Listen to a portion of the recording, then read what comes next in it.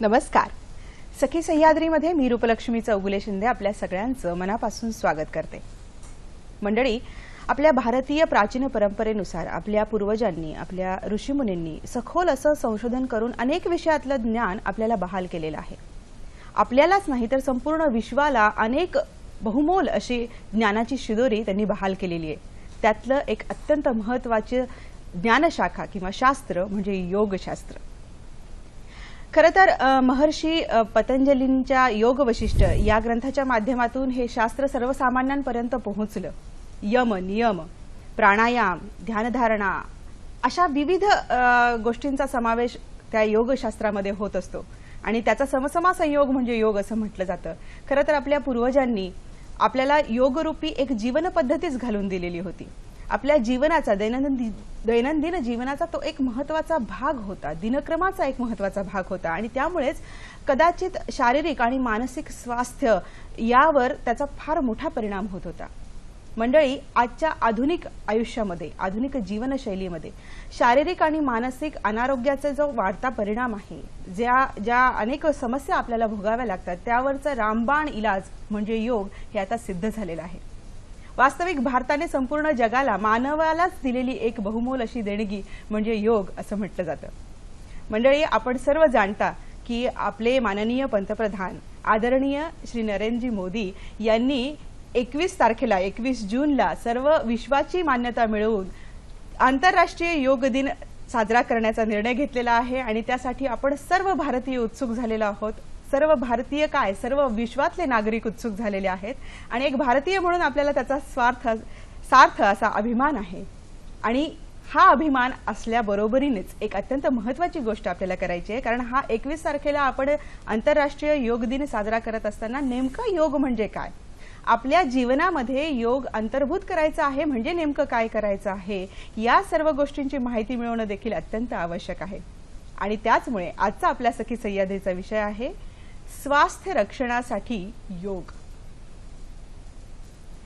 खरं तर स्वास्थ्य रक्षणासाठी योग असा आपण जेव्हा विषय निवडलेला आहे तेव्हा स्वास्थ्य आणि योगाचा असलेला घनिष्ठ संबंध मी वेगळा आपल्याला सांगणंच नको.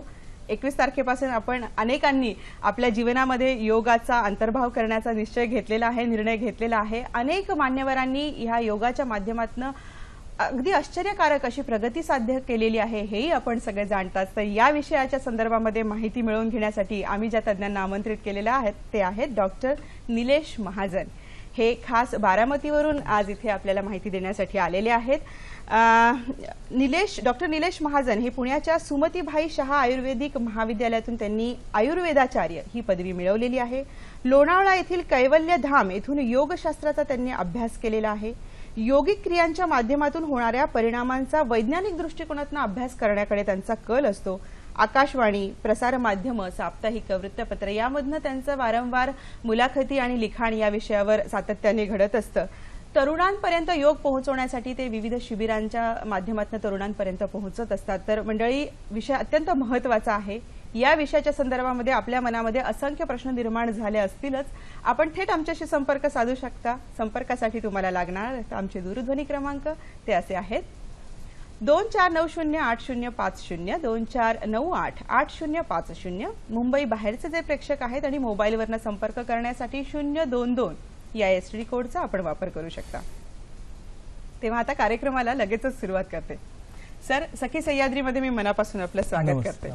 खरं तर येणारा 21 जून हा प्रत्येकाच्या आयुष्याला कलाटणी देणारा दिवसही ठरू शकतो सर, कारण आज जे शारीरिक अनारोग्य सगळीकडे आपल्याला फार मोठ्या प्रमाणात वाढलेलं दिसतं. विशेषतः तरुणांना भेडसावणारे अनेक शारीरिक मानसिक जे प्रश्न आहेत ते भविष्यामध्ये त्याचं निवारण करण्यासाठी एक रामबाण इलाज, गुरुकिल्ली म्हणजे योग असं म्हटलं जातं. निश्चितच. आणि त्या दृष्टिकोनातून संपूर्ण जग योगाकडे बघतंय. बरोबर. सर, ह्या दिवसाच्या संदर्भामध्ये सांगण्यापूर्वी किंवा योगामध्ये योगाविषयीचं सखोल ज्ञान मिळवण्यापूर्वी मला एक आपल्याला प्रश्न असा विचारायचा आहे की आपण आयुर्वेदिक चिकित्सक आहात. हो. एक आयुर्वेदिक चिकित्सक म्हणून योगाचा कसा उपयोग होतो किंवा आपण योगाकडे वळला त्याच्या पाठीमागचं काय कारण आहे, याविषयी जरा सुरुवातीला आम्हाला जाणून घ्यायला आवडेल. कसं आहे, आयुर्वेदिक प्रॅक्टिस करत असताना मला असं लक्षात आलं की आयुर्वेदामध्येच असं सांगितलं की जेव्हा आपल्याला परिपूर्ण आरोग्य मिळवायचं आहे, बरोबर, जेव्हा आपल्याला पूर्ण शारीरिक आणि मानसिक स्वास्थ्य मिळवायचं आहे तेव्हा आपल्याला योगशास्त्राची मदत ही जास्त होते. कारण खरंय. की आयुर्वेदामध्ये सांगितलेलं आहे की समदोषा समअग्निश्च समधातू मलक्रिया हा, हा. प्रसन्न आत्मा इंद्रिय मनहा स्वस्ती इत्यभिधेते. म्हणजे आपल्या शरीरामध्ये जे काही धातू आहेत किंवा 3 दोष आहेत, वात पित्त कफ, हा, हा. किंवा परिणमन करणारी जी काही शक्ती आहे तर ती समस्थितीमध्ये असावी. बरं. आणि जे काही आपला आत्मा, मन आणि इंद्रिय या तीनही गोष्टी आपल्याला प्रसन्न ठेवायला पाहिजे, तरच आपण परिपूर्ण आरोग्य म्हणू शकतो.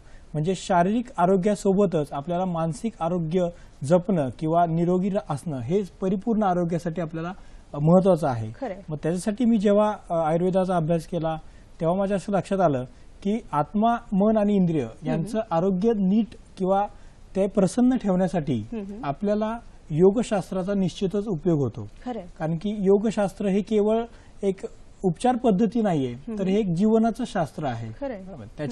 त्याच्यामुळे योगशास्त्राचा उपयोग जर का आपण आपल्या चिकित्सेमध्ये केला तर ते रुग्णाच्या शारीरिक आरोग्यासोबतच मानसिक आरोग्याला सुद्धा फायदेशीर ठरणार आहे. खरंय. त्याच्यामुळे मी आपल्या चिकित्सामध्ये योगशास्त्राचा अभ्यास करायला सुरुवात केली. खरंय. आणि जेव्हा मी योगशास्त्राचा अभ्यास करायला सुरुवात केली तेव्हा मला असं लक्षात आलं की नुसतंच शारीरिक नाही, मानसिक नाही, तर आपल्या आध्यात्मिक उन्नतीसाठी, चारित्रिक उन्नतीसाठी सुद्धा आपल्याला योगशास्त्राचा वापर होतो. आणि त्यामुळेच मी योगाचा वापर आपल्या उपचारामध्ये करतो. खरंय सर. खरं तर आपल्या प्राचीन जे काही ज्ञानशाखा आहे त्याच्यामध्ये आयुर्वेद, योग हा सगळा हातात हात घालून येणाराच प्रकार आहे. कारण निश्चित. तो अति प्राचीन आहे आणि त्याचा एकमेकांशी घनिष्ठ संबंध आहेच. त्यामुळे हे दोन्ही जर एकत्रित करून जर उपचार केले तर त्याचा जास्त त्वरित निश्चितच परिणाम फायदा होतो. आणि आपल्याला तो मी दिसून आता अनुभवतो सुद्धा खरंय, आहे. खरंय. कधी कधी रुग्णाला फक्त योगोपचारानेच पेशंटला रिझल्ट मिळतात आणि पेशंट अगदी आनंदित होऊन आमच्या क्लिनिकच्या बाहेर पडतो. किंवा आमच्या योगाच्या क्लासमध्ये फक्त 15 दिवसाचा त्यांनी जेव्हा कोर्स करतात तेव्हा त्यांना 15 दिवसातच इतक्या वर्षभरात असणारा आजार त्यांचा अगदी 15 दिवसात कमी होतो किंवा पूर्णपणे बरा होतो. तर त्यांच्यावरती मिळणारा जो काही आनंद आहे तो योगशास्त्रामुळे आहे. त्याच्यामुळे मला निश्चितच त्याचा खूप आनंद वाटतो. बरोबर आहे सर. आणि असं म्हणतात की अर्धे आजार हे मानसिक आजार असतात. म्हणजे शेवटी तुमच्या मनावर तुमचं नियंत्रण आलं की आपोआपच आजारांवर त्याचे उपचार होणारच आहेत. त्यामुळे खरोखर हा अतिशय चांगला असा भाग आहे. सर, आपण मुख्य मुद्द्याकडे येऊयात, मुख्य आपल्या विषयाकडे येऊयात की नेमका जर आपण जेव्हा म्हणतो की स्वास्थ्य रक्षणासाठी योग, सध्याचं आधुनिक जग बघितलं सर तर सर्वच वयोगटाचा जर आपण विचार केला तर जीवन पद्धती पूर्णतः बदललेली आहे. म्हणजे इतकं गतिमान जीवन झालेलं आहे की आमच्या आयुष्यामध्ये आम्हाला योग आणायचा आहे, आमच्या दिनक्रमामध्ये त्याचा अंतर्भाव करून घ्यायचा. नेमकं काय करायचं हा गोंधळ असतो. त्याच्याविषयी सखोल आपल्या कार्यक्रमातनं जाणूनच घेऊयात. पण सुरुवातीला नेमकं योग म्हणजे काय, त्याची व्याख्या कशी उलगडून सांगा. आता योगशास्त्राचे अनेक ग्रंथ आहेत, त्याच्यामध्ये अनेक प्रकारच्या योगशास्त्र किंवा योगाच्या व्याख्या सांगितलेल्या आहेत. तर पतंजली योगसूत्र जे आपल्या पतंजली स्वामींनी लिहिलेलं आहे त्याच्यामध्ये योगशास्त्राची पहिली अशी व्याख्या सांगितलेली आहे की योगस्तु चित्तवृत्ती निरोधः. म्हणजे आपल्या मनाचे जे काही विषय आहेत किंवा मनाचे जे काही वृत्ती आहेत तर त्यांना आपल्याला निरोध करायचा आहे. त्यांच्या विषयांपासून त्यांना परावृत्त करायचं आहे म्हणजे योग. बरोबर. किंवा योगाची दुसरी अशी व्याख्या आहे की आपल्या आत्म्याचं परमात्म्याशी होणारं जे काही मिलन आहे तर ते म्हणजे योग. तर आपल्या आत्म्याचं परमात्म्याशी मिलन कसं करायचं, मग त्याच्यासाठी पहिल्यांदा आपल्याला आत्मस्वरूप जाणून घ्यायचं गरजेचं आहे. तेव्हाच आपल्याला आपला आत्मा परमात्म्याशी आपण एकरूप करू शकतो. किंवा स्वरूप बघितल्याशिवाय आपण विश्वरूप बघू शकत नाही. तर स्वरूप बघण्यासाठी आपल्याला जे जे काही मार्ग किंवा आपल्या मनाचे विषय निवृत्त करण्यासाठी किंवा त्यांना परावृत्त करण्यासाठी जे जे काही मार्ग किंवा त्यांनी उपाय सांगितलेले आहेत तर ते पूर्ण योगशास्त्र या ग्रंथामध्ये त्याचा अंतर्भाव केलेला आहे. खरं आहे सर. तो जरा सोप्या पद्धतीने प्रेक्षकांपर्यंत गेला तर तो त्यांना चटकन आत्मसातही होऊ शकतो. तो आपण करण्याचा प्रयत्न करूयात. आपल्याला नवी मुंबईवरनं लता वाणी यांचा फोन आलेला आहे. त्या काय म्हणतात बघूयात. नमस्कार. नमस्कार. हॅलो. हॅलो. नमस्कार मॅडम. मी लता वाणी. बोला. आणि ऑक्टोबर महिन्यापासून मला कंटिन्यू सर्दी आहे. नाक पण ड्रेन होतं आणि घशामध्ये पण कटकट खाजवतं. तर मी बऱ्यापैकी ॲलोपॅथीचं औषधी घेतलेलं आहे पण मला त्याचा काहीही फायदा झालेला नाहीये आणि ती कंटिन्युअस सर्दी आहे. तर मला घरगुती उपाय किंवा योग या माध्यमातून मला ते कव्हर करायचंय कारण मी योगावरती खूप विश्वास करते. बरं बरं, नक्कीच नक्कीच लताताई, तुमच्या या प्रश्नाला उत्तर मिळणार आहे. सर, जसं आता त्यांनी पर्टिक्युलरली सर्दी हा विषय काढलेला आहे, त्याच्याच अनुषंगाने आणखी एक प्रश्न मी त्याच्या जोडीनेच विचारते तुम्हाला, की प्रत्येक सीझन नुसार आम्हाला काही वेगळे आसन किंवा काही असं आम्ही करू शकतो का? कारण जे व्हायरल प्रकार असतात सीझन नुसार, आता पावसाळा सुरू झालाय तर अनेक व्हायरल साथीचे रोग येतात, तर त्यावेळी मग आणखी काही वेगळे आसन आम्ही उन्हाळ्यात वेगळे, हिवाळ्यात वेगळे, पावसाळ्यात असं काही करू शकतो का? आसनांचं असं हिवाळ्यात वेगळे किंवा असं काही वेगळं नाहीये, पण प्राणायामाच्या बाबतीमध्ये आपण थोडंसं फरक करू शकतो, कारण की सूर्यभेदन नावाचा जो प्राणायाम आहे तो उष्ण स्वरूपाचा आहे. बरं. तर मग त्या प्राणायाम करत असताना आपल्याला उन्हाळ्यामध्ये किंवा उष्णतेच्या ऋतूमध्ये ते करायचं नाहीये. आणि जो शीतली प्राणायाम आहे तो शीत प्राणायाम आहे. त्याच्यामुळे प्रकृतीनुसार आपण तो, जे उष्ण प्रकृतीचे आहेत किंवा पित्ताचा त्रास ज्यांना आहे त्यांनी शीतली प्राणायाम केला तर त्यांना फायदा होईल. आणि हा शीत प्राणायाम असल्यामुळे तो प्राणायाम आपल्याला हिवाळ्यामध्ये करायचा नाहीये. एवढंच थोडंसं फक्त आपण जर का लक्षात ठेवलं तर फायदा होईल. आता आपला जो काही प्रश्न आला आहे त्याच्या अनुषंगाने सांगतो की वारंवार सर्दीचा जर का त्रास होत असेल तर जलनेतीचा जर का त्यांनी उपयोग केला तर त्यांना खूप चांगल्या प्रकारे फायदा होईल. जलनेती करत असताना ती अतिशय सोपी आणि फक्त घरगुती आपण करू शकतो. त्याच्यासाठी फक्त एवढं एक पॉट लागतं आणि या पॉटच्या माध्यमातून जर का आपण जलनेती करून घेतली तर आपल्याला त्याचा निश्चितच फायदा होईल. आणि यासोबतच कपालभाती प्राणायाम, त्याच्यानंतर मत्स्यासन किंवा काही श्वासावर आधारित जर का त्यांनी उष्ट्रासन किंवा शशांकासन असे आसनं केलेत तर त्यांना त्याचा निश्चितच फायदा होऊ शकतो. आणि त्याचबरोबरीने तज्ञांचं मार्गदर्शन त्यांनी, निश्चितच जलनेती ही करायला सोपी जरी असली तरी सुद्धा थोडंसं मार्गदर्शन त्याचं जर का असेल तर त्याचा निश्चितच फायदा होईल. म्हणजे त्याच्याबद्दलची असणारी भीती किंवा काही जर का शंका असतील तर त्या निश्चित दूर व्हायला मदत होईल. त्याच्यामुळे जलनेतीचा वापर केला तर तुम्हाला चांगला त्याच्यामध्ये फायदा होऊ शकतो. बरोबर सर, आपल्याला बीड वरनं फोन आहे. केदार अशोक आपल्याशी बोलू इच्छित आहेत. नमस्कार. नमस्कार केदारजी. खूप त्रास होतो सर, तर दररोज सकाळी मला वांत्या कराव्या लागतात आणि छातीमध्ये पण त्रास होतो. त्याच्या माध्यमातून, योगाच्या माध्यमातून म्हणजे कसं पित्त कमी करू शकतो? केदारजी थोडंसं थांबवते, सुरुवातीला आपला आवाज आमच्यापर्यंत पोहोचला नाही. पुन्हा प्रश्न विचाराल? पुन्हा एकदा प्रश्न विचाराल आपला? मला पित्ताचा खूप त्रास होतो मॅडम. पित्ताचा? आणि दररोज सकाळी माझ्या छातीमध्ये त्रास होतो, तर दररोज वांत्या कराव्या लागतात. तर त्याच्या योगासनाच्या माध्यमातून कसं दूर करू शकतो मी थोडं पित्त? आपलं वय काय आहे केदारजी? माझं वय सध्या 26-27 आहे. बरं बरं, नक्कीच, धन्यवाद. काय सांगू शकतो? आता यांना पित्ताचा त्रास होतो असं त्यांनी सांगितलं आहे, बरोबर. तर योगासनांच्या माध्यमातून किंवा योगशास्त्राच्या माध्यमातून यांची उपचार आपले करायचे. त्यांचं वय बघितलं तर 26 आहे. 26व्या वर्षीच त्यांना पित्ताचा त्रास एवढ्या प्रमाणात होतो की छातीमध्ये त्रास होते किंवा आगा होत असेल, पोट होत नसेल, पोट साफ होत नसेल. तर योगशास्त्रामधील जे काही शुद्धिक्रिया आहे ते वमन धवती म्हणून एक प्रक्रिया आहे. त्याच्यामध्ये आपल्याला काय करायचं आहे की 2 ग्लास कोमट मिठाचं पाणी सकाळी अनुशापोटी काही न खाता शौचालय वगैरे जाऊन आल्यानंतर प्यायचं आहे. आणि त्यानंतर पुन्हा 2 बोटं घशात टाकून पूर्ण पाणी बाहेर काढायचं, बरोबर. म्हणजे काय होईल की जे काही पित्त तुम्हाला त्रास देतं की ते पित्त सर्व बाहेर यायला मदत होणार आहे, बरोबर. मग पुन्हा ते 2 ग्लास पाणी बाहेर आल्यानंतर पुन्हा 2 ग्लास पाणी प्यायचं कोमट मिठाचं आणि पुन्हा उलटी करायची. तर हे जर का तुम्ही 2 ते 3 वेळा केलं तर शरीरातलं जे काही अनावश्यक वाढलेलं पित्त असतं ते बाहेर पडतं आणि त्याच्यामुळे आपले जे काही त्रास असतात ते कमी होतात. शिवाय थोडासा आहारामध्ये सुद्धा थोडा बदल करा. त्याच्यामध्ये जे काही तेलकट, तिखट किंवा उष्ण पदार्थ जे आहेत, वांग, बटाटा किंवा तुरीची डाळ यासारखे पदार्थ जर का आहारामध्ये कमी केलेत तर तुम्हाला निश्चितच त्याचा फायदा होईल. शिवाय यासोबत कपालभाती प्राणायाम, त्याच्यानंतर शीतली प्राणायामाचा तुम्ही जर का अंतर्भाव तुमच्या दैनंदिन दिनक्रमामध्ये केलात तर तुम्हाला त्याचा निश्चितच फायदा होईल. बरं सर, जे तुम्ही 2 ग्लास पाण्याचं सांगितलं त्याचं प्रमाण, कारण सुरुवातीलाच लगेचच पहिल्यांदा तसं करणं एखाद्याला शक्य नाही झालं तर ते हळूहळू प्रमाण वाढवता येतं का? असं करून उपयोगाचं नाही. शक्यतो आता त्यांचं वय 26 आहे त्यामुळे 2 ग्लास पाणी आपण सहज पिऊ शकतो. म्हणजे साधारणतः 400 ml पाणी आहे आणि 2 ग्लास पाणी पिल्यानंतर ते सफिशियंटली बाहेर येतं. जर का कमी प्रमाण असेल तर ते लवकर बाहेर येत नाही. त्याच्यामुळे आपल्याला ते 2 ग्लास पाण्याचं प्रमाण ठेवावं लागतं. उलट कमीत कमी 2 ग्लास आणि कॅपॅसिटी जर का असेल तर 2 ते 3 ग्लास सुद्धा पिलं तरी सुद्धा त्याचा आपल्याला फायदा होतो. जेवढं पाणी पिऊ तेवढं ते बाहेर येतं. आणि दुसरी गोष्ट म्हणजे ही वमनधवती केल्यानंतर दिवसभर आपल्याला काही खायचं नाहीये, फक्त साधं कोमट पाणी प्यायचं आहे. कारण की वमनधवती केल्यानंतर थोडीशी आपली पचनशक्ती कमी होते. मग जर का वमनधवती सकाळी केली आणि लगेचच हेवी जर का आपण जेवण केलं तर निश्चितच म्हणजे परत ते पचत नाही आपल्याला, दुष्परिणामच होणार आहे. बरोबर. त्यामुळे दिवसभर आपल्याला काय खायचं नाही आणि संध्याकाळी फक्त साधं मुगाचं वरण भात असा आहार ठेवायचा आहे किंवा भाताची पेज असा आहार ठेवायचा आहे आणि दुसऱ्या दिवशीपासून रेग्युलर ते आहार घेऊ शकतात. फक्त तेलकट तिखट कमी प्रमाणामध्ये, त्यांचा निश्चितच त्यांचा जो काही पित्ताचा त्रास आहे तो कमी होणार. आपल्याला एक फोन आलेला आहे, राजू अडसूळ सोलापूरवरून बोलू इच्छित आहे. तो फोन आधी घेते. नमस्कार राजूजी. हॅलो. हा नमस्कार, प्रश्न विचारा. Hello madam. हा माझा प्रश्न असा आहे की योगासनामुळे आपण शरीराची जी व्याधी आहे जसं की मणक्याचा त्रास, पाठीच्या मणक्याचं दुखणं जे आहे ते आपण योगा करून कमी करू शकतो का?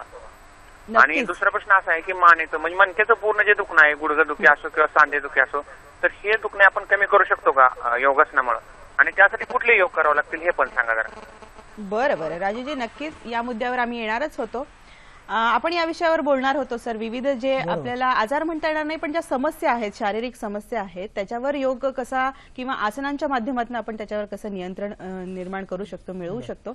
आता राजूजींनी जो प्रश्न विचारला आहे त्या अनुषंगाने आपण काय माहिती देऊ शकतो की मणक्यांचे जे एकूणच आजार आहेत त्याच्यावरची आसनं कोणती कोणती आहेत? आता कसं आहे की मणक्याच्या आजारासाठी आपल्याला मणक्याचं थोडंसं स्वरूप सांगतो की मणका म्हणजे काय की वेगवेगळ्या मणक्यांपासून तयार झालेला जो काही आपला पाठीचा कणा आहे, तर त्या दोन मणक्यांना एकत्र बांधण्यासाठी किंवा पूर्ण पाठीचा कणा एकत्र राहण्यासाठी आपल्याला जे काही स्नायूंची ठेवण दिलेली आहे की त्या स्नायूंच्यामुळे त्या मणक्याची हालचाल ही व्यवस्थित होत असते. पण जर का आपण योगासनं प्रॉपर पद्धतीने केलेत, योग्य मार्गदर्शनाखाली केलेत, तर मणक्याचं पूर्ण आरोग्य हे निरोगी होऊ शकतं किंवा मणका पूर्ण निरोगी होऊ शकतो आणि त्याच्यातले जे काही आजार आहेत तर ते आजार पूर्णपणे आपण घालवू शकतो. ठीक आहे. त्याच्यामध्ये विशेषतः पाठीच्या मणक्याची झीज होणे, त्याच्यानंतर सायटिका म्हणून आहे की पाठीच्या मणक्यामध्ये जी काही गादी असते तर त्या गादीमधून जे काही नसा निघतात त्याच्यावर दाब पडतो आणि मग आपला पूर्ण पाय दुखतो किंवा मुंग्या येतात किंवा मानेमध्ये सुद्धा त्रास झाला तसाच तर हात दुखणे, हाताला मुंग्या येणे असे त्रास होतात. तर अशा प्रकारचे जे काही व्याधी आहेत त्याच्यावरती आपण योगासनाने निश्चितच फायदा मिळू शकतो. त्यासाठी त्यांनी मला आपण पुढे बघूयातच ते. हो, मी तेच सांगणार होते. मला वाटतं आपण चित्रांच्या माध्यमातून किंवा एक प्रात्यक्षिकाच्या स्वरूपातही राजूजी आम्ही दाखवणारच आहोत. तुम्ही हा कार्यक्रम असाच बघत राहा, आपल्याला ते प्रात्यक्षिक पुढे बघायला मिळणारच आहे. सर थोडं थांबवते, तत्पूर्वी आपल्याला आणखी एक फोन आलेला आहे. गोरेगाववरनं नीता आपल्याशी बोलू इच्छित आहेत. त्या काय म्हणतात आधी बघूयात. नीता गानू बोलतायत, बोला. हॅलो. हा नमस्कार. नमस्कार, मी नीता गानू बोलते गोरेगाववरून. हा बोला. गॅस खूप जळतो, माझं वय 63 आहे. हॅलो हॅलो हॅलो हॅलो, माझं वय 63 आहे. हा हा, पण मला खूप गॅस जळतो. बरं बरं, गॅसचा प्रॉब्लेम आहे. हा हा, तर त्यावर आपल्याला आसनांच्या माध्यमातून. नाही खाल्लं तरी जळतो. माफ करा नीताजी, आपला आवाज आमच्यापर्यंत पोहोचतच नाहीये, त्यामुळे आपला प्रश्न आम्हाला सलग कळत नाहीये. पण जेवढा काही आवाज पोहोचलाय त्यानुसार मला वाटतं सर. आता येतोय? Hello hello. हा पोटाच्या संदर्भात आजार आहे. हॅलो. हा हा, मला काही आजार काही. हॅलो. मला वाटतं त्यांच्याशी संपर्क तुटलेला आहे, काही तांत्रिक अडचणीमुळे आवाज पोहोचत नाहीये सर. पण साधारण त्यांचा पोटाशी संबंधित अशी समस्या आहे. गॅसेस होणं, नीट न पचन होणं हा एक सर्वसामान्यपणे अनेक जणांना भेडसावणारा प्रश्न आहे. तर त्यावर कुठली आसनं जास्त उपयुक्त ठरतील?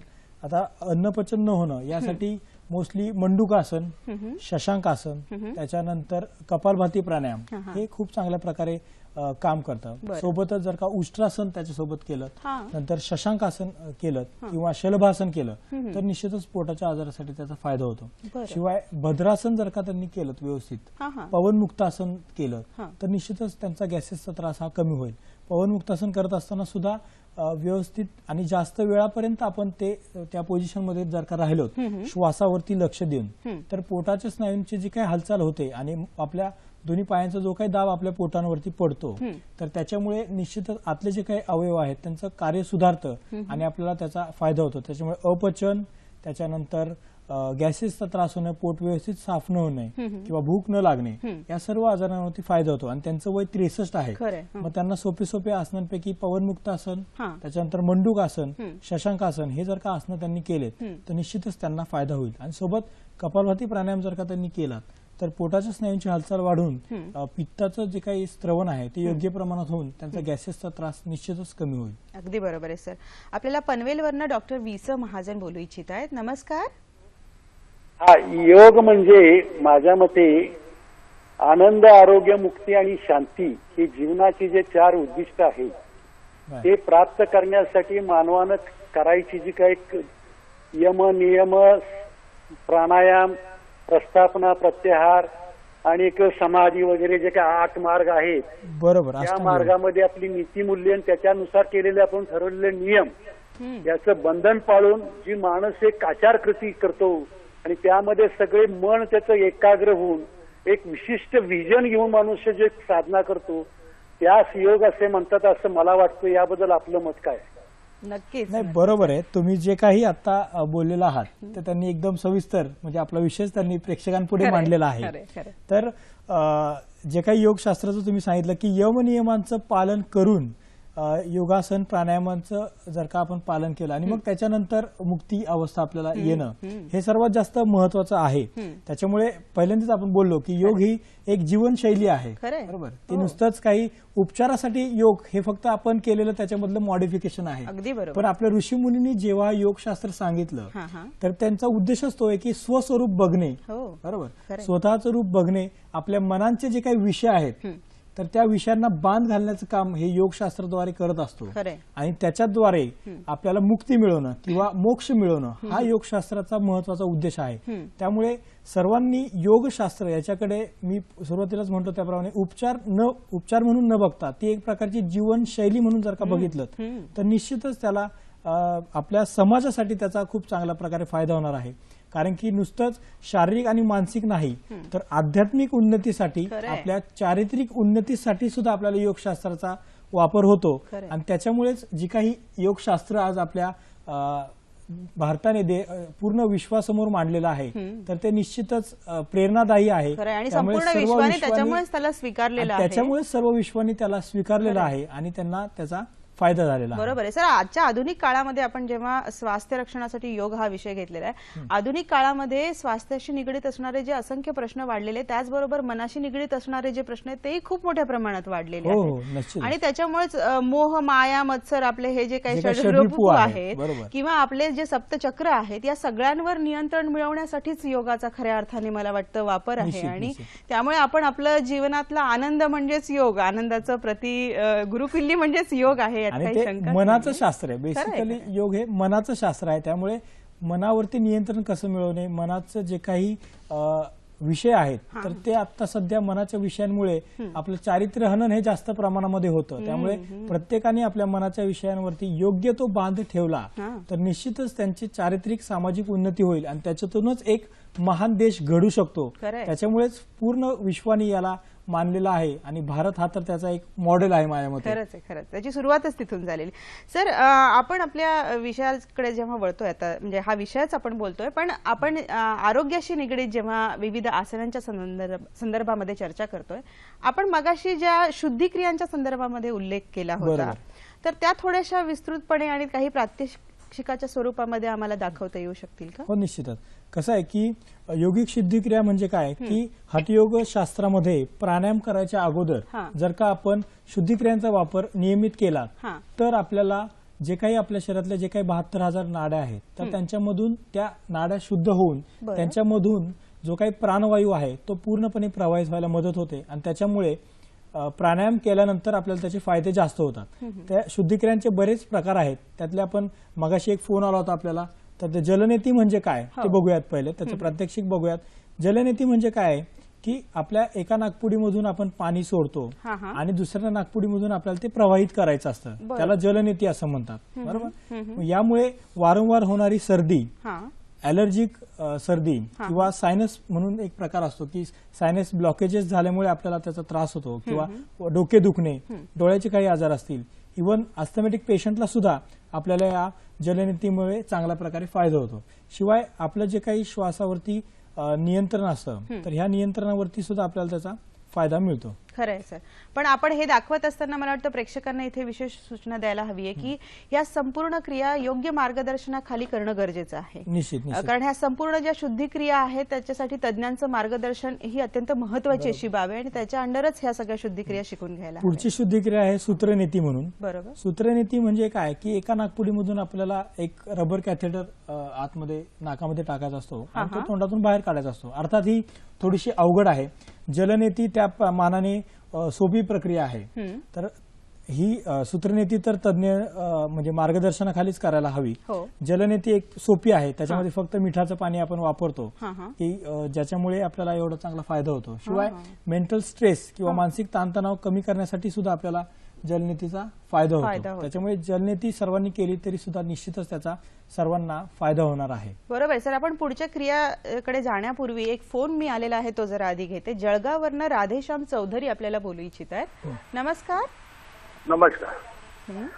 हा, जळगावहून राधेश्याम चौधरी बोलतो. बोला. हा, जळगावहून राधेश्याम चौधरी बोलतो. प्रश्न विचारा आपला. हा, उच्च रक्तदाब आणि हृदयविकारासाठी कुठले योग करावे? हृदयविकार म्हणजे काय? हृदयविकार म्हणजे तुम्हाला डॉक्टरांनी कुठला सांगितलेला आहे नेमका? अच्छा, त्यांच्याशी संपर्क आपला तुटलेला आहे सर. पण एक सर्वसाधारण आपण या आजारांच्या संदर्भामध्ये काय सांगू शकतो? आता त्यांचं वय त्यांनी सांगितलेलं नाही आपल्याला, पण आवाजावरून असं वाटतं की वय थोडंसं वरिष्ठ असेल, वयोवृद्ध असेल. तर उच्च रक्तदाब याच्यासाठी महत्वाचं काय की कपालभाती प्राणायाम हा जर का आपण नियमित केला तर उच्च रक्तदाबासाठी त्याचा फायदा होणार आहे. शिवाय योगशास्त्रामधील जे काही प्राणायाम आहे, अनुलोम विलोम प्राणायाम हा जर का आपण नियमित आणि व्यवस्थित श्वासावर लक्ष देऊन जर का अनुलोम विलोम प्राणायाम आपण केला तर आपल्याला निश्चित त्याचा फायदा होईल. आणि शिवाय योग निद्रा म्हणून एक प्रकार आहे की जो आपल्याला जास्त फायदेशीर ठरतो आपल्या ब्लड प्रेशरच्या आजारामध्ये. कारण की योग निद्रेमध्ये आपलं मेटाबॉलिक रेट ऑलरेडी कमी झालेला असतो आणि त्याच्यामुळे हृदयाला जे काही काम करावं लागतं ते कमी प्रमाणामध्ये करावं लागतं. श्वसनाची गती कमी होते, त्याच्यामुळे ब्लड प्रेशर आपोआप कमी होतं. शिवाय त्राटक म्हणून एक प्रकार आहे की मी आता मगाशी आपण बोललो की शुद्धिक्रिया जी आहे तर शुद्धिक्रिया आहे त्राटक. शुद्धिक्रियेमध्ये आपण डोळ्यासमोर एक दिवा ठेवायचा आहे, आपण खाली पद्मासनामध्ये बसायचं आहे, 4 ते 5 फूट अंतरावरती एक तुपाचा दिवा लावायचा आहे आणि त्याच्याकडे एकटक आपल्याला बघत राहायचं आहे, पापणी न मिटता. तर ही त्राटक म्हणून प्रक्रिया जर का आपण नियमित केली तर आपोआपच आपलं जे काही हृदयाचं काम असतं किंवा जे काही हृदयावरती ताण येतो तो आपोआपच कमी व्हायला मदत होते. शिवाय त्यांनी हृदयरोगाचा विषय काढला तर हृदय रोगामध्ये जर का ब्लॉकेजेस त्यांना असतील तर योग निद्रा याच्यामुळे जे काही करोनरी आर्टरीज म्हणजे ज्या आर्टरीमध्ये ब्लॉकेजेस असतात तर ते सुद्धा विस्फारित होण्यासाठी मदत होते आणि हृदयाचा रक्तपुरवठा त्यांनी वाढतो. त्याच्यामुळे योग निद्रा, त्राटक, ध्यान आणि अनुलोम विलोम प्राणायाम हे जर का तुम्ही नियमित केलेत तर तुम्हाला निश्चितच त्याचा फायदा होईल. फोन आलेला आहे, तो फोन जरा मी आधी घेते. मुलुंडवरनं आशा मालुसरे आपल्याशी बोलू इच्छित आहेत. बघूयात ते काय म्हणतायत. नमस्कार. नमस्कार आशाताई. हॅलो, नमस्कार. माझं वय 57 आहे. तर मला असा प्रश्न विचारायचा आहे की योग साधन आपलं आरोग्य चांगलं राहण्यासाठी रेग्युलर किती वेळ योगा करावा आणि काय करावं? आणि तुम्ही आसनं सांगताय ना ते आमच्या लक्षात येत नाही, तर प्रात्यक्षिक दाखवलं ना म्हणजे नेटवर सुद्धा तरी समजेल पटकन. म्हणजे नक्कीच आशाताई, आम्ही आपल्याला प्रात्यक्षिकाच्या स्वरूपामध्ये आसन दाखवणारच आहोत. तत्पूर्वी डॉक्टर आपल्याला शुद्धिक्रियांच्या संदर्भामध्ये जरा प्रात्यक्षिक दाखवत आहेत. ते झालं की आम्ही आसनांच्या संदर्भातले प्रात्यक्षिक आपल्याला दाखवणारच आहोत. त्यांचं वय 57 आहे डॉक्टर. आणि जो सर्वसामान्यांना पडलेला प्रश्न आहे की मुळात दैनंदिन जीवनामध्ये आम्ही योग आणायचा आहे, योगासनं करायची आहेत, प्राणायाम करायचं, नेमकं सर्वसामान्यांनी काय करायला हवं एक निरोगी आरोग्यासाठी? त्यांचा जो काही प्रश्न आहे की त्यांचं वय 57 आहे आणि दैनंदिन त्यांनी काय कुठले योगासन प्राणायाम केले पाहिजे आणि कोणत्या वेळी आणि किती, हा एक महत्त्वाचा प्रश्न. वेळेसंदर्भात म्हणायचं झालं तर सकाळची वेळ ही उत्तम आहे, पण ज्यांना जमत नसेल त्यांनी जर का संध्याकाळच्या वेळेस केलं तरी सुद्धा चालेल. पण एक लक्षात ठेवायचं आहे की संध्याकाळी करत असताना दुपारचं आपण जे काही जेवण केलेलं आहे तर त्याच्यामध्ये कमीत कमी 4 तासाचं अंतर पाहिजे, म्हणजे आपण एकदम सहजरित्या योगासन आणि प्राणायाम करू शकतो. तुमचा प्रश्न असा आहे की कोणकोणते आपण करायला हवेत. तर वय 57 आहे तुमचं, त्याच्यामुळे फार हेवी आसनं करायची काय आवश्यकता नाहीये, पण तरी सुद्धा पवनमुक्तासन, त्याच्यानंतर शशांकासन, त्याच्यानंतर मंडूकासन, बरोबर, पद्मासन, हे आसन तुम्ही करू शकता. त्याच्यानंतर कपालभाती प्राणायाम हा सिक्वेन्स ठेवायचा आहे. कपालभाती प्राणायाम पहिल्यांदी एक कमीत कमी 5 मिनिटं आपल्याला करायचं आहे.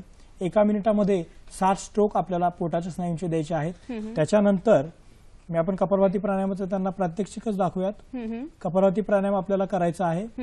त्याच्यानंतर अनुलोम विलोम प्राणायाम आपल्याला करायचा आहे. कपालभाती प्राणायाम आहे. पोटाच्या स्नायूंची हालचाल करून आपल्याला श्वास आपल्याला बाहेर सोडायचा आहे. 1 मिनिटामध्ये साधारणतः 60 ते 120 स्ट्रोक आपल्याला द्यायचे. जसं जशी आपली प्रॅक्टिस होईल तसं जसं त्याचं प्रमाण वाढवायचं आहे. त्याच्यानंतर अनुलोम विलोम प्राणायाम आपल्याला करायचा आहे. डाव्या नाकपुडीने श्वास आतमध्ये घेऊन उजव्या नाकपुडीने तो हळूवार सोडायचा आहे आणि उजव्या नाकपुडीने श्वास पुन्हा आतमध्ये घेऊन डाव्या नाकपुडीने ते सोडायचं आहे. हे एक सायकल झालं. असं कमीत कमी आपल्याला 50 वेळा, म्हणजे साधारणतः एक 5 ते 10 मिनिटं ते करायचं आहे. आणि त्याच्यानंतर मेडिटेशन किंवा भ्रामरी प्राणायाम जर का आपण केला, भ्रामरी प्राणायामामध्ये दोन्ही हातांच्या अंगठ्यांनी कान बंद करून दोन्ही बोट डोळ्यावरती ठेवून जर का आपण ओंकाराचं गुंजन केलं तर आपल्याला निश्चितच त्याचा फायदा होणार आहे. कारण की आपलं वय 57 आहे, त्यामुळे हृदयासंदर्भात त्यानंतर बाकीचे सर्व आजार बरे होण्यासाठी जर का आपण हा सिक्वेन्स ठेवला, कपालभाती प्राणायाम, अनुलोम विलोम, भ्रामरी प्राणायाम आणि ध्यान, तर आपल्याला निश्चितच त्याचा फायदा होईल. आम्ही आमच्या रुग्णांना किंवा जो काही योगाचा क्लास होतो त्याच्यामध्ये अशाच प्रकारे सिक्वेन्स ठेवून जेव्हा योगासन प्राणायाम शिकवतो तर त्याचा आपल्याला फायदा होताना दिसतो. बरोबर आहे सर. मला वाटतं आसनांचे प्रात्यक्षिक बघण्यासाठी प्रेक्षक आपले उत्सुक झालेले आहेत. तत्पूर्वी शुद्धिक्रियांचे जे काही प्रात्यक्षिक आहेत ते अधिक आपण प्रेक्षकांना उलगडून सांगू शकतो का? हो, सांगू शकतो. त्याच्यामधला पुढचा एक शुद्धिक्रिया नाहीये, पण शुद्धिक्रियासाठी लागणारा बेस आहे तो म्हणजे उड्डाणबंध. तो दिसतोय आपल्याला समोर की उड्डाणबंध मध्ये पोटाच्या स्नायूंची जे काही पोट आहे ते आतमध्ये आपल्याला खेचायचं असतं, उड्डाणबंध म्हणतात याला. तर हा बेस आहे अग्निसार क्रियेचा आणि जे काही पुढची क्रिया आहे त्याचा बेस आहे हा उड्डाणबंध म्हणतात त्याला. उड्डाणबंध केल्यानंतर आपल्याला अग्निसार करायचे आहे, जो पोटाच्या स्नायूंसाठी आपल्याला फायदेशीर आहे. पोटाच्या स्नायूंची जोरात हालचाल करायची आहे श्वास न घेता. याच्यामुळे काय होतं की जे काही पोटाचे आतले स्नायू आहेत किंवा अवयव आहेत त्यांचं कार्य सुधारण्यास मदत होते. पोटावरची जी काही अनावश्यक चरबी आहे ती कमी होण्यास मदत होते.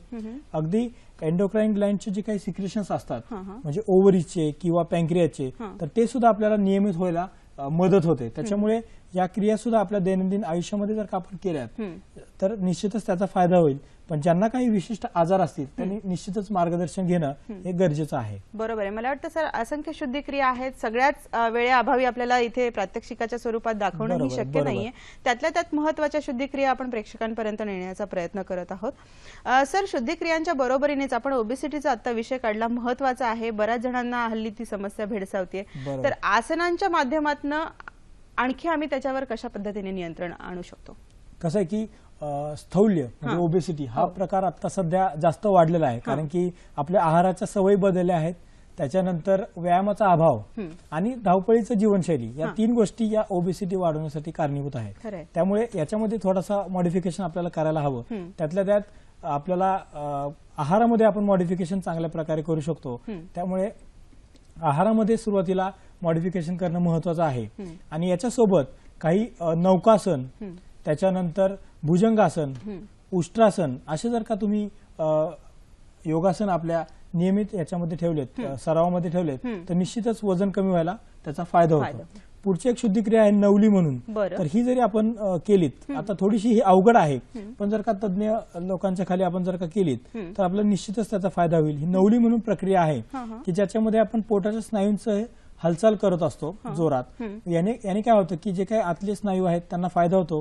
पोटावरची अनावश्यक चरबी सुद्धा याच्यामुळे आपली कमी व्हायला मदत होत असते. त्याच्यामुळे यांचा उपयोग जर का आपण नियमित आपल्या रुटीन मध्ये ठेवला तर निश्चितच याचा आपल्याला फायदा होतो. बरोबर सर. आपण ह्या ज्या काही शुद्धिक्रिया दाखवलेल्या आहेत, मला वाटतं त्याच्यासाठी सरावाचं आणि मार्गदर्शनाची अत्यंत गरज आहे, कारण ती एकदम ही येणारी अशी प्रक्रिया नाहीये. पण आपण ह्या हे मार्गदर्शन देत आहोत की ह्याचा जर सातत्याने नियमित आपण दैनंदिन जीवनामध्ये उपयोग करून घेतला तर त्याचा फायदा होणार आहे. सर, आपला जेव्हा आसनांच्या संदर्भामध्ये विषय चालला होता तेव्हा अष्टांग योग आणि हठयोग ह्या दोन गोष्टींचा आपण उल्लेख केला होता, त्याविषयी जरा थोडक्यात कल्पना दिलीत तर बरं. कसं आहे, अष्टांग योग म्हणजे काय की जे काय पतंजली योगसूत्र पतंजली स्वामींनी लिहिलेलं आहे त्याच्यामध्ये चित्ताच्या वृत्तीचा निरोध करण्यासाठी त्यांनी जे काही मार्ग सांगितलेले आहेत ते या 8 अंगांमध्ये सांगितलेले आहेत. ते म्हणजे कुठकुठले? यम, नियम, आसन, प्राणायाम, प्रत्याहार, धारणा, ध्यान आणि समाधी. या 8 अंगांनी जर का आपण योगशास्त्राचा अभ्यास केला तर त्याला अष्टांग योग असं म्हणतात. बरं. हे एका ग्रंथकारानुसार. त्याच्यानंतर हठयोग, जो हठयोग प्रदीपिकेमध्ये वर्णन केलेला आहे, तर त्याच्यामध्ये जो काही मार्ग आहे, हठयोग हा वेगळ्या प्रकारे योगाचा मार्ग आहे. त्याच्यानंतर अष्टांग योग हा वेगळा आहे. अनेक मार्ग आहेत योगाचे. ज्ञानयोग आहे, भक्तियोग आहे, कर्मयोग आहे. असे वेगवेगळ्या प्रकारे आपण योग करू शकतो किंवा योग साधना करू शकतो. त्यातला हठयोग आहे. हठयोगामध्ये काय होतं की ह म्हणजे सूर्य, ठ म्हणजे चंद्र, आणि या उष्ण आणि शीत या नाड्यांच्या द्वारे आपल्याला सुषुम्ना नाड्यांमधून प्राणाचं वहन करून घ्यायचं असतं. म्हणजे कुंडलिनी जागृत करण्यासाठी जो योग वापरतो त्याला हठयोग म्हणतात. आणि या ज्या काही शुद्धिक्रिया मी आता दाखवलेल्या आहेत तर त्या या शुद्धिक्रिया या हठयोगामधल्याच एक पार्ट आहे. हठयोगाचाच एक पार्ट आहे या शुद्धिक्रिया म्हणजे. बरोबर आहे. आणि याचा नियमित वापर आपण जर का केलात तर प्राणायामादी जे काही पुढचे जे काही प्रकार आहेत किंवा जे काही योगशास्त्रातले मार्ग सांगितलेले आहेत तर त्याच्यामध्ये आपल्याला निश्चितच त्याचा फायदा होतो आणि आपला आध्यात्मिक उन्नतीसाठी आणि समाधी अवस्थेपर्यंत पोहोचण्यासाठी या सर्व शुद्धिक्रियांचा आपल्याला उपयोग होतो. अगदी बरोबर आहे सर. आता एका सर्वच लोकांना भेडसावणारा जो प्रश्न आहे त्याच्याकडे मी वळते, कारण व्यायाम आणि आसन याच्यामध्ये खूप अमूलाग्र असा फरक आहे आणि त्याच्यामध्ये बरेच मंडळी गोंधळ करतात असं निदर्शनास आलेलं आहे सर. तर त्याबद्दल आपण काय सांगू शकतो? आता आसनांची व्याख्याच करताना ग्रंथकारांनी असं सांगितलंय की स्थिर सुखम आसनम म्हणजे काय की ज्या स्थितीमध्ये आपल्याला स्थिरता प्राप्त होईल आणि सुख प्राप्त होईल तर ती स्थिती म्हणजे आसन झाली. बरोबर. आणि त्या स्थितीमध्ये जास्त वेळ आपण राहू तर त्या स्थितीमध्ये आपल्याला ते फायदा होणार आहे. याच्या उलट व्यायामाचा आहे. व्यायामाची व्याख्या आयुर्वेदामध्ये करताना असं केलं आहे की शरीर आयासजनकम व्यायाम इति संज्ञतम, म्हणजे शरीराला ज्या गोष्टींनी श्रम पडतील त्यांना आपण व्यायाम म्हणायचं. बरोबर. त्यामुळे आसन आणि व्यायामामध्ये हाच फरक आहे की आसनामध्ये आपल्या शरीराला श्रम पडायला नकोय, आपल्या मानसिकतेचा त्याच्यामध्ये विचार होतोय. आपण आसन करताना एक पाय जरी उचलत असो तरी सुद्धा तो पाय उचलताना आपल्या नियंत्रणामध्ये वर उचलायचा आहे आणि नियंत्रणामध्ये खाली ठेवायचा आहे किंवा त्याच्याकडे पूर्ण लक्ष आपलं एकाग्र हवंय. श्वासावरती लक्ष आपल्याला द्यायचं आहे आणि जास्तीत जास्त वेळ एका स्थितीमध्ये राहण्याचा आपल्याला प्रयत्न करायचा आहे. याला आसन म्हणतात. आणि व्यायाम म्हणजे काय की ज्याच्यामुळे आपल्याला श्रम पडतात आणि आपल्या हृदयाची गती वाढते, आपल्या शक्तीपेक्षा अर्ध प्रमाणामध्ये आपल्याला व्यायाम करायचा आहे. असे काही व्यायामाचे नियम आहेत. किंवा जोपर्यंत आपल्याला घाम येत नाही तोपर्यंत आपल्याला व्यायाम करायचा आहे. अशा प्रकारचं जे काही वर्णन आहे ते व्यायामाचं आहे. त्यामुळे व्यायाम आणि आसन फार महत्वाचा फरक आहे की आसनं म्हणजे व्यायाम प्रकार नाहीत. आसनं करताना व्यवस्थित ताल, लय आणि स्थिती याला महत्व आहे. शिवाय श्वासावरती नियंत्रण सुद्धा महत्वाचं आहे. आम्ही आमच्या पेशंटला जेव्हा श्वासावरती नियंत्रण ठेवून योगासनं करायला सांगतो तेव्हाचा त्याच्यामध्ये झालेला फरक आणि नुसतंच आपल्या नियंत्रणामध्ये न करता केलेल्या हालचाली, खरंय सर, याच्यामध्ये खूप फरक आहे. याविषयी अधिक जाणून घेऊयात. औरंगाबादवरून एक फोन खोळंबलाय, तो जरा मी आधी घेते. प्राची धुमकर आपल्याशी बोलू इच्छित आहेत. नमस्कार. माझा असा प्रश्न आहे की वजन वाढवण्यासाठीचे कोणते योगा प्रकार महत्वाचे आहेत? कारण की असा समज होतो की तुम्ही जर व्यायाम कराल तर तुमचं वजन कमी होतं, तर खास असे कोणते योगा आहेत का ज्याने वजन वाढेल? आणि बीपी, थायरॉइड आणि शुगर यासाठीचे कोणते खास प्राणायाम किंवा योगा प्रकार सांगितलेत तर? ठीक आहे, निश्चितच. बऱ्याच वेळा असा प्रश्न विचारला जातो की वजन कमी करण्यासाठी सांगा. मला ते हा पहिलाच प्रश्न असेल की वजन वाढवण्यासाठी सांगा. तर त्यांना सांगू इच्छितो की वजन वाढवणे आणि वजन कमी करणे या दोन्ही गोष्टी योगाच्या माध्यमातून किंवा योग शास्त्राच्या माध्यमातून आपण करू शकतो. त्यासाठी सर्वात महत्वाचं त्यांनी जर का सूर्यनमस्कार आपल्या नियमित व्यायाम म्हणजे योग साधनेमध्ये ठेवलेत सूर्यनमस्कार, तर वजन वाढवण्यासाठी निश्चितच फायदा होतो.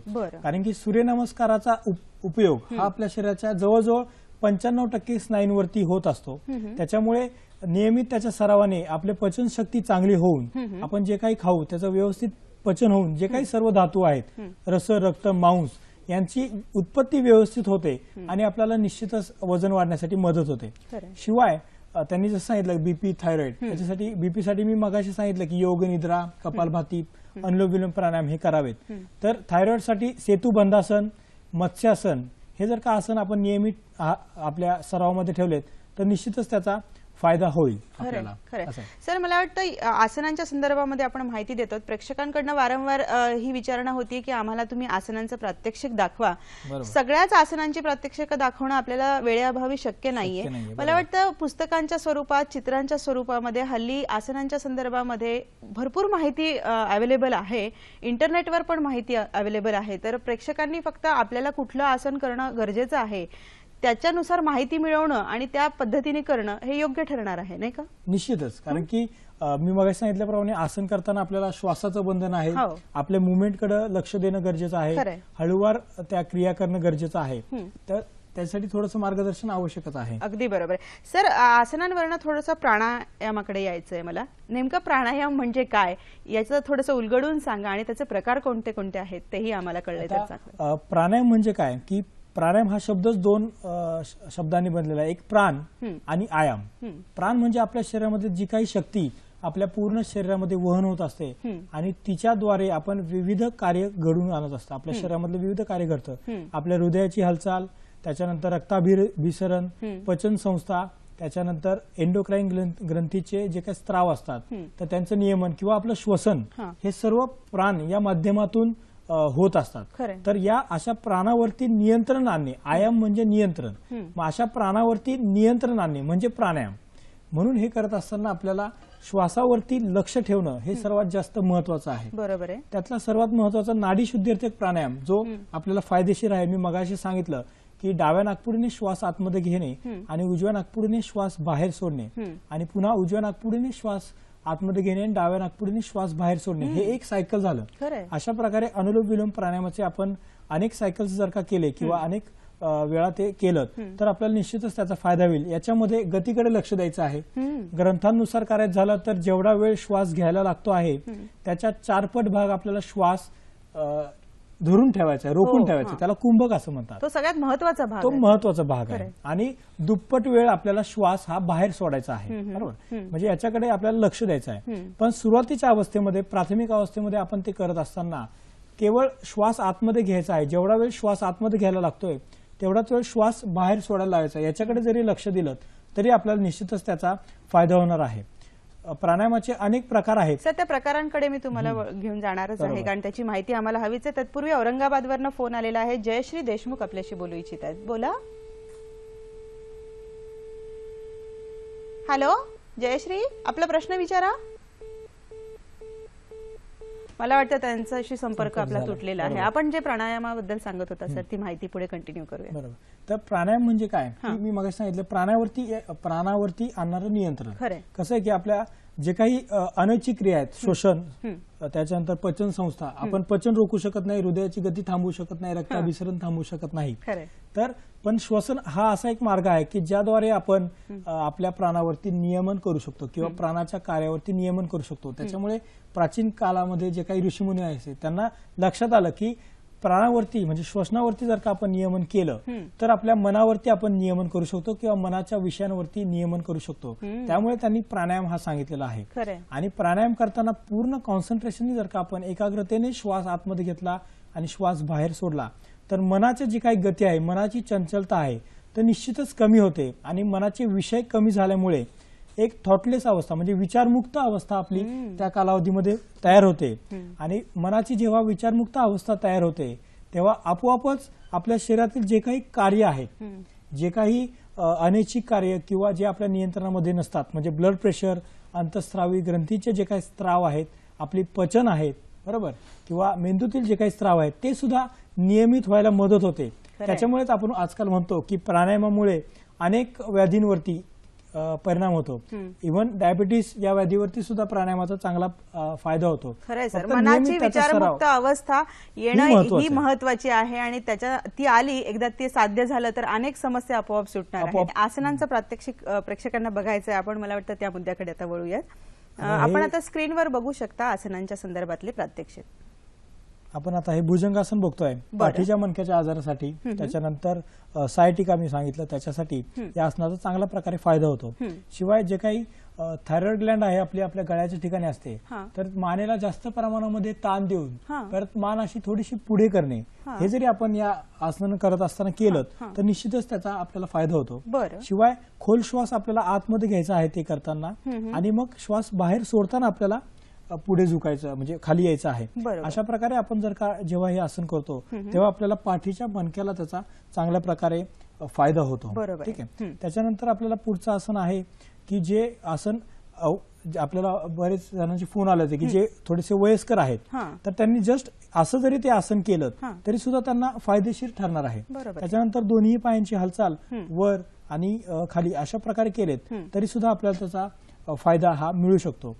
शिवाय थायरॉइड ग्लँडचे ज्यांना त्रास आहे त्यांनी मान वर करायचे आहे, जास्तीत जास्त ताण आपल्या गळ्याच्या स्नायूंना द्यायचा आहे की ज्याच्यामुळे त्यांना चांगल्या प्रकारे फायदा होणार आहे. अशा प्रकारे त्यांनी नियमित जर का त्याचा सराव केला तर त्याचा त्यांना निश्चितच चांगल्या प्रकारे फायदा होणार आहे. आणि हे सर्व करताना ही जी क्रिया मी करतोय तुम्ही निश्चित नीट बघा की ते एकदम हळूवार करतो आहे. एक क्रिया झाल्यानंतर थोड्या वेळ आपल्याला थांबायचं आहे, बरोबर, श्वासावरती लक्ष द्यायचं आहे आणि नंतर करायचं आहे. पुढची क्रिया नुसतं एक पाय जरी आपण असं केलं, ज्यांना थोडेसे वयस्कर आहेत त्यांना जमत नाही, कारण की दोन्ही पाय वर उचलताना पाठीचा जो काही मणका आहे त्याला जास्त प्रमाणात ताण पडतो. त्यामुळे एका पायाने जरी केलं तरी सुद्धा निश्चितच त्याचा आपल्याला फायदा हा होणार आहे. आणि क्रिया करताना एकदम हळूवार करायची आहे म्हणजे आपल्याला त्याचा फायदा होणार आहे. पुढचं आसन आपण करत असताना सुद्धा एकदम हळूवार करायचं आहे. हे कदाचित शलभासन आहे. एक पाय उचलायचा आहे आणि करायचा आहे. ठीक आहे. अशा प्रकारे हळूवारपणे केलं तर त्याचा आपल्याला फायदा होईल. पाय उचलताना सुद्धा दोन्ही हात आपल्या मांडीखाली आपल्याला ठेवायचे आहेत आणि मग हळूवारपणे पाय उचलायचा आहे. हे सुद्धा पाठीच्या मणक्याचं आरोग्य चांगलं राहण्यासाठी आपल्याला याचा फायदा होणार आहे. नीट बघा, करताना एकदम क्रिया हळूवारपणे आपल्याला करायचं आहे. जास्तीत जास्त वेळ त्या पोझिशन मध्ये राहायचा प्रयत्न करायचा आहे. श्वास आतमध्ये घेऊन जर का आपण ही क्रिया केली तर फुफ्फुसांचं कार्य सुधारण्यासाठी सुद्धा मदत होते. म्हणजे दिसताना आपल्याला असं वाटेल की हे आपल्या फक्त पाठीच्या मणक्यावरती काम करत आहे, तर असं नाहीये. तर पूर्णपणे ते आपल्या फुफ्फुसांवरती सुद्धा काम करतं, कारण की फुफ्फुसातल्या जे काही छोट्या छोट्या पेशी आहेत तर त्यांना सुद्धा फायदा होतो.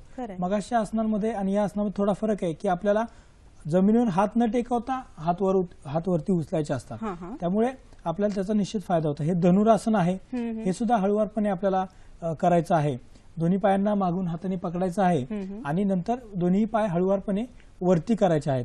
श्वासावरती लक्ष, नियंत्रण पूर्णपणे आपल्या शरीरावरती, बॅलन्स सुद्धा या आसनामध्ये गरजेचं आहे. म्हणजे मेंदूवरती सुद्धा याचा परिणाम होतो, कारण की बॅलन्स सुद्धा आपल्याला करायचं असतं. सुरुवातीच्या अवस्थेमध्ये असं लक्षात येतं की आपल्याला ते जमत नाही बॅलन्सिंग सुद्धा, ते सुद्धा महत्वाचं आहे. हे पश्चिमोत्तानासन आहे. हे बघा की ओढून ताणून करायचं नाहीये. कुठलंही आसन करताना एकदम ओढायचं नाहीये, एकदम हळूवार करायचे. डोकं आपल्याला गुडघ्याला टेकलं पाहिजे हे महत्वाचं नाहीये. तर हळूवारपणे आसन करणं हे सर्वात जास्त महत्वाचं आहे. आता हे आसन करत असताना जर का आपण ओढून ताणून करायचा प्रयत्न केला तर आपल्या जे काही हृदयाची गती आहे ते 36% वाढते. आणि जेव्हा आपण श्वासावरती लक्ष देऊन हे आसन करतो तर तेव्हा हे आपल्या गती म्हणजे हृदयाची गती ही फक्त 6%च वाढते. म्हणजे हा त्याच्यामध्ये फरक आहे. त्याच्यामुळे हळूहळू आपल्याला हे आसन करायचं आहे. हे जानु शिरासन आहे. हे सुद्धा हळूवारपणे आणि एकदम संयमित नियमित करायचं आहे. आणि योग मुद्रा किंवा महामुद्रा याच प्रकारचं आसन आहे की जे सर्व व्याधींचा नाश करण्यासाठी आहे. आम्ही आमच्या पेशंटला किंवा योगाच्या क्लासेसमध्ये ग्रंथोक्त प्रमाणामध्ये योगासनं हे शिकवत असतो की जेणेकरून त्यांना फायदा होईल. म्हणजे ज्या आसनांचा फायदा आपल्याला ग्रंथामध्ये होणार आहे तेच आपल्याला फायदेशीर आहे. हे वक्रासन आहे. या वक्रासनामध्ये आपल्याला मगाशी फोन आले होते की पोटाच्या आजारासाठी किंवा पोटावरची चरबी कमी करण्यासाठी, वजन कमी करण्यासाठी आपल्याला या आसनाचा फायदा होतो. हे आसन करताना सुद्धा तुम्ही बघा की कुठेही जोर केलेला नाहीये, ताण दिलेला नाहीये, ठीक आहे, किंवा श्वासाची गती आपली बदललेली नाहीये, किंवा सर्व क्रिया करताना एकदम हळूवार आपण करत आहोत. म्हणजे याला जास्त महत्व आसन करताना आहे. आसन करताना आपण जर का नियमित आणि संयमित जर का आसनाचं स्वरूप दिलं किंवा श्वासावरती लक्ष ठेवून जर का केलं तर आपल्याला निश्चितच याचा चांगल्या प्रकारे फायदा होणार आहे. त्यामुळे अशा प्रकारे आसनांवरती आपण प्रयत्न करायचा आहे. त्यासोबतच श्वासावरती लक्ष देणं हे महत्वाचं काय आहे, कारण की आसन हे पूर्ण प्राणायाम किंवा ध्यान किंवा समाधी अवस्था याला फार महत्वाचं भाग आहे. हे अर्ध मत्स्येंद्रासन आहे की वक्रासनाचाच पुढचा प्रकार आहे. याच्यामुळे सुद्धा आपल्या पोटाच्या स्नायूंना फायदा आपल्याला मिळत असतो. त्यामुळे आसन करताना श्वासावरती लक्ष आपल्याला द्यायचं आहे. हळूवार श्वास आतमध्ये घ्यायचा आहे, हळूवार श्वास सोडायचा आहे. आणि जे काही प्राणायामादी पुढचे प्रकार आहेत तर त्याला सुद्धा आपल्याला चांगल्या प्रकारे फायदा ह्या योगासन करताना जर का आपण श्वासावरती लक्ष दिलं तर मिळत असतो. कारण की खरंय सर, तुम्ही ही सगळी जी आसनं सांगितलीत, माहिती दिलीत, अत्यंत उपयुक्त आहे. विषय खूप मोठा आहे, एवढ्या एका तासामध्ये तो संपणारा नाहीये. मला वाटतं आपण जी माहिती दिली त्याबद्दल सखी सह्याद्रीच्या वतीने तर मी मनापासून आपले आभार मानते.